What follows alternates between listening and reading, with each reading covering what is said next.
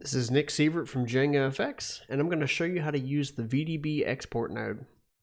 So once you have a simulation that you want to export as a VDB, I have a cool little fireball here that I created.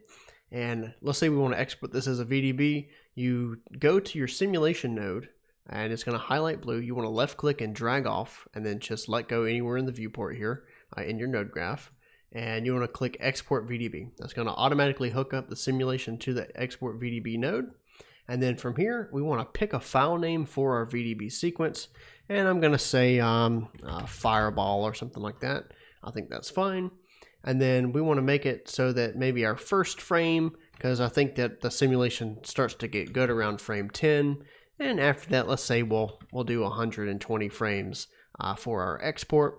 And so what that'll do is it'll start on frame 10, and then it's going to export 120 frames, so it's going to end on frame 130 in this case. And then frame stride allows you to skip frames. So if you have a frame stride of 1, it's not skipping anything. If you have a frame stride of 2, then it's going to say, let's export frame 1, skip frame 2, let's export frame 3, skip frame 4, and so on and so forth. And then if you had a larger frame stride, so say you're skipping every 3 frames or something like that, then you're skipping every 3 frames. Then we have our export types. So you have export density, temperature, fuel, flames, velocity, and you can also use compression to try and compress some of the data in your VDB so that it's not as big. And if you want to turn any of these on or off, on just means that it's orange. And so if it's on, it's orange, and you can check any of these on or off.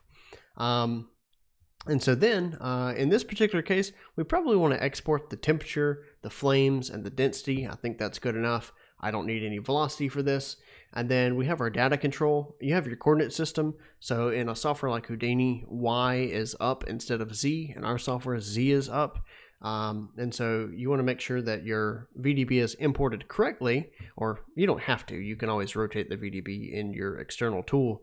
But if you want to make it easier on yourself, you can figure out what coordinate system your preferred software is using, and you can set up the coordinate system here. We also have a length unit, so it's the target unit of measurements you want to use for your export. And then we have a threshold, and essentially the threshold removes, I guess you could call them like dead voxels. So if we pause this simulation real quick, and I go into the volume node, I can kind of show you what I mean.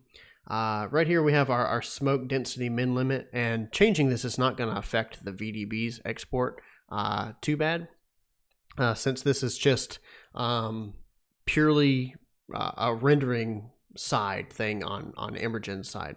Yeah, so it's purely just a rendering option in our tool. And so if you wanted to do this in your renderer that you're using the VDBs in, you're going to have to set up this kind of stuff as well. But either way, the threshold basically says that if it's a threshold of 0, you're going to get this weird haze in the background here, and it's not going to be a really nice and crisp volume.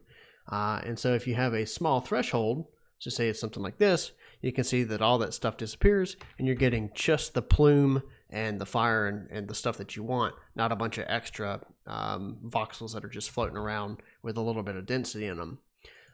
So from there, you are pretty much ready to export, and all you have to do is just click export now, and it will start exporting. And so from here, it's going to write the VDB files to our folder that we chose.